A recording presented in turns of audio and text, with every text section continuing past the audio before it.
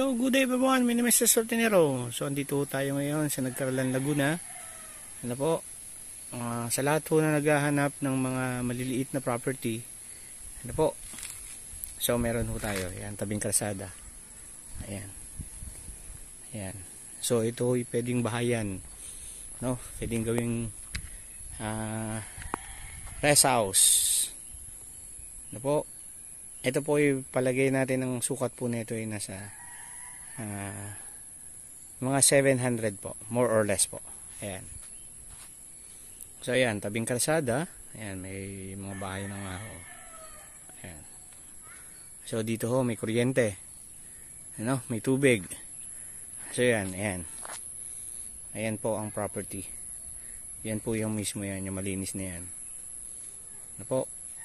So yun, sa lahat po ng interested sa property na to, call na ho agad kayo. So may ilog ho doon, malinis, no? Pwede yung gawing parang pababa na area. Pero hindi naman ho ganong kalakasan ang buhos ng tubig. No, parang sapa lang po. Ayan. Tabing kalsada. No, meron na ho itong mga muson. Diyan. Ayan. Yan, nakita niyo yung halaman na yan na nakahalera na yan. Yan, doon. Ano po, yan ho yung pinakahangganan nila. Diyan, siguro usog lang ng konti rito. Ayan. Ano po? Yan, napakaganda ho. No, ito ay palabas na ho yan. Siguro, kung lalabas po kayo, papunta po kayo ng highway, more or less po siguro nasa 3 minutes, no?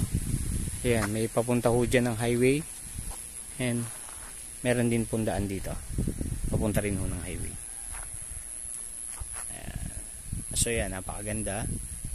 So yun, sa lahat to ng interested dito sa property na to, ano po, so ang presyo po dito is 2,000 pesos per square po. 2,000 pesos per square po. Ano po? Ayan.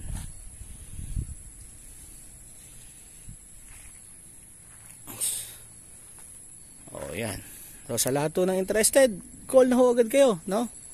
Huwag niyo na hong patagalin kasi yan na lang ho yung pinakamaliliit na property ho dito. So meron naman ho tayo dyan. Ito yung malaking property na to. Ayan, kung gusto niyo mas malaki, so yan, pwede naman ho yan. Ayan. Ayan, kabilaan po yan. Ano? Ayan. So, mga nasa ano yan, nasa 1.7 hectare. Ayan po. So, ito ho, maliit lang. Para sa resort, pwede na ho yan. Yun, may ilog po yan doon sa baba. Ano? So yun, my name is Cesar Tinero. Watch my video and subscribe po. No? Huwag niyo pong kakalimutan mag-subscribe para lagi po kayong update sa ating mga vlog na farm lot. No? Kaya kung interested po kayo dyan sa property na yan, call na po agad kayo. Antayin ko na po ang inyong tawag. So yun, thank you so much po and God bless po ulit. Thank you so much.